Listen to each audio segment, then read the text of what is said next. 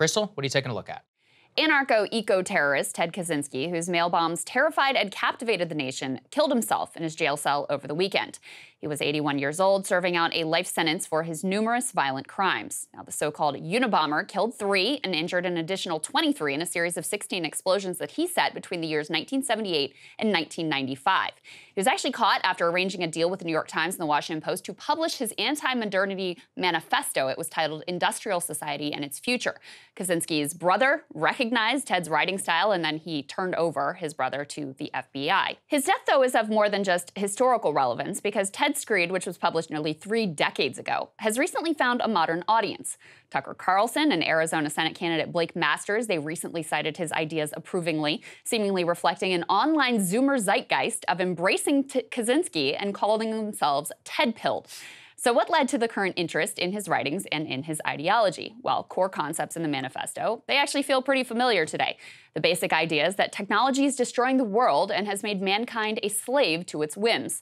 Kaczynski argues that, quote, the Industrial Revolution and its consequences have been a disaster for the human race. The system does not and cannot exist to satisfy human needs. Instead, it is human behavior that has to be modified to fit the needs of the system. This system, he says, has turned human beings into, quote, engineered products and mere cogs in the social machine. He argues the only hope for reversing this cataclysm is through societal collapse and revolution, which he hoped to spark through his mail bombs, or at least to call attention to his ideas. And you have to say, on that count, he was kind of successful. It's easy to see how Kaczynski's ideas would land with a modern audience, especially among young people who have only ever experienced a world where the majority of their most intimate interactions are mediated through some tech platform or another. There's a whole subgenre of TikTok devoted to Kaczynski stanning, where depressed Zoomers pine for a return to a wilderness that, frankly, they've barely ever experienced. It's filled with links to articles about microplastics, memes about suburban sprawl, and lamentations about low T levels. Separated by decades from the visceral horror of the killings and the terror that ordinary Americans felt just opening up their mailboxes, you're left with a radicalism for mass consumption. After all, who among us hasn't harbored an off-the-grid fantasy where we toss our smartphones into a lake, swear to never sign into another godforsaken Zoom call, rescue our children from Robloxia, and figure out how to make our way in the wilderness to be the masters of our own fates in the mold of our ancient ancestors? Sounds kind of appealing as we sit in our air-conditioned room with the whole world and every modern convenience right at our fingertips.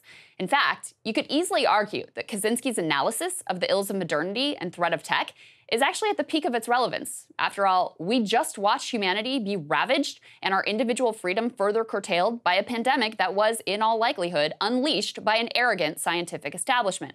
Last week, the entire East Coast was smothered by smoke drifting from unprecedented wildfires that are a predictable consequence of the human-driven climate catastrophe. He also writes compellingly about the dangers of AI. He wrote, quote, as society and the problems that face it become more and more complex, and as machines become more and more intelligent, people will let machines make more and more of their decisions for them, simply because machine-made decisions will bring better results than man-made ones. Eventually, a stage may be reached at which the decisions necessary to keep the system running will be so complex that human beings will be incapable of making them intelligently. At that stage, the machines will be in effective control. We already have tech, which even its own architects do not understand, churning out results that they cannot predict. It's impossible to argue that tech is actually in service of humanity when we don't even know what the tech is up to underneath its shiny public-facing veneer.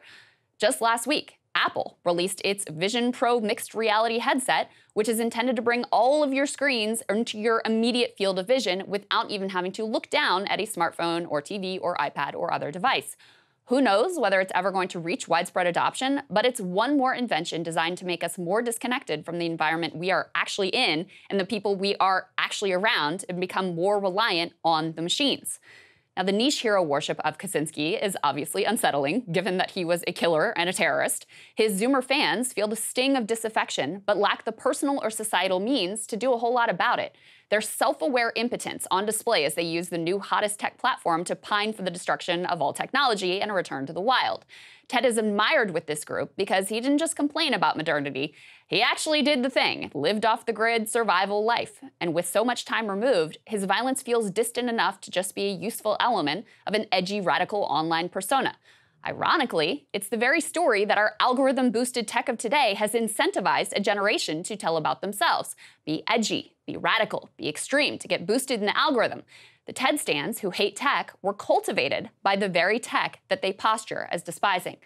Of course, Kaczynski himself, in a lot of ways, was a cultural product of modernity. The boy genius with the freakish mathematical aptitude, swept up at the tender age of 16, shipped off to Harvard, where he would be fast-tracked into elite society so that his market-desirable intellect could be put to use by the government, and where he would be experimented on as part of the CIA's MK Ultra project.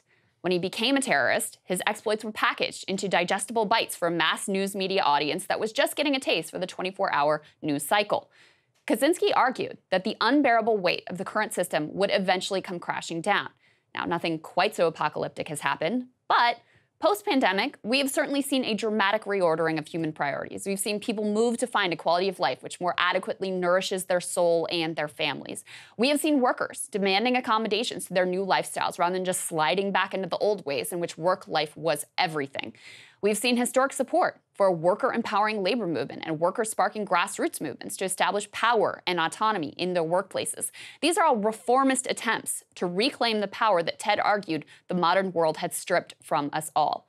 We should witness those attempts, and we should be encouraged, because for me personally, I would like to find a way to promote human thriving and empowerment and protect the natural environment without having to give up antibiotics and air conditioning, and maybe without indiscriminately murdering random people. So. Ted, complicated figure saga.